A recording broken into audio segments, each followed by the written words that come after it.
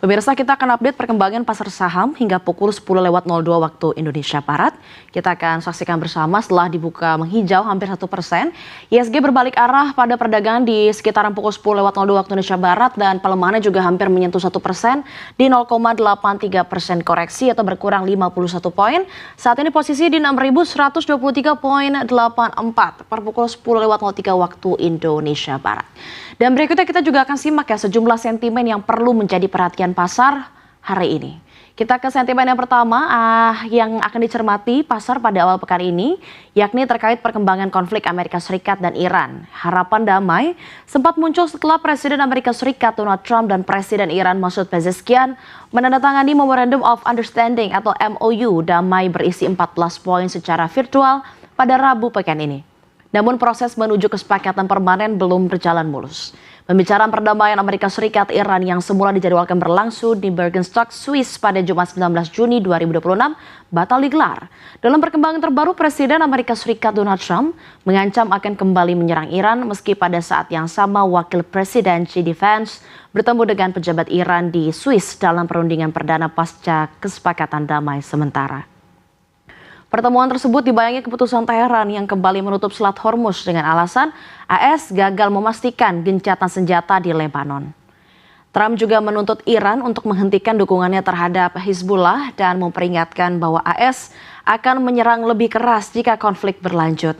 Bahkan menurut laporan dari Fox News, Trump mengancam Iran akan kehilangan negaranya jika tetap menutup Selat Hormuz.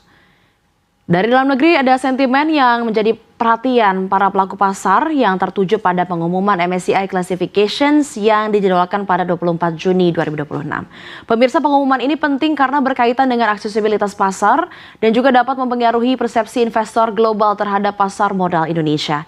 Kepala Eksekutif Pengawas Pasar Modal Keuangan Derivatif dan Bursa Karbon, Otoritas Jasa Keuangan atau OJK, Hasan Fauzi mengatakan, telah kembali melakukan pertemuan teknis dengan analis MSCI pada 10 Juni 2026.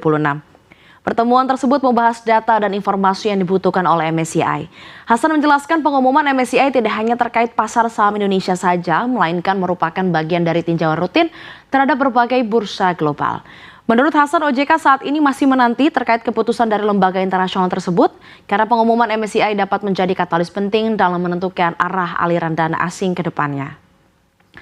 Sentimen dari Amerika Serikat, perhatian pasar juga akan tertuju pada rilis data Personal Consumption Expenditure atau PCE periode Mei 2026, di mana data ini pemirsa dijadwalkan keluar pada Kamis malam waktu Indonesia. Rilis tersebut mencakup PCE utama dan Core PCE yang tidak memasukkan komponen harga pangan dan energi. Core PCE menjadi perhatian utama karena merupakan indikator inflasi favorit The Fed dalam membaca tekanan harga di perekonomian Amerika Serikat.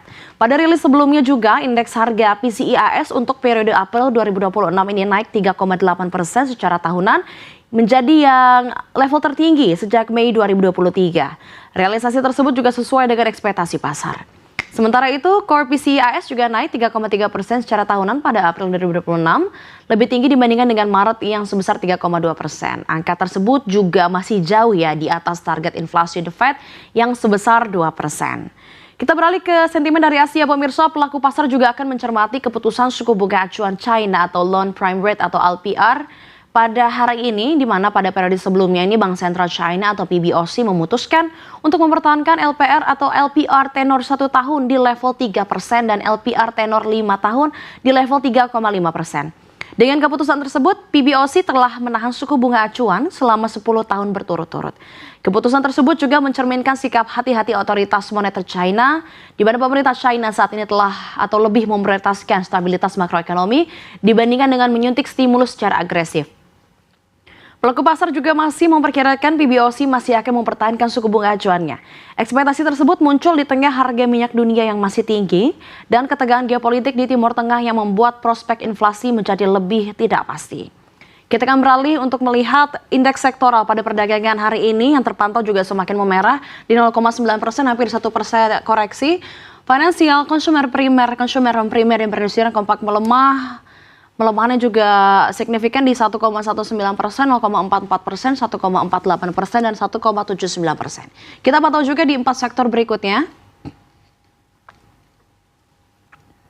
Energi menjadi satu-satunya sektor yang menghijau di 0,37%, sementara sektor lainnya bahan baku, infrastruktur, dan properti melemah 1,58%, 0,38%, dan 0,25%. Kita pantau di 3 sektor yang terakhir, sudah ada kesehatan, transportasi, dan juga teknologi.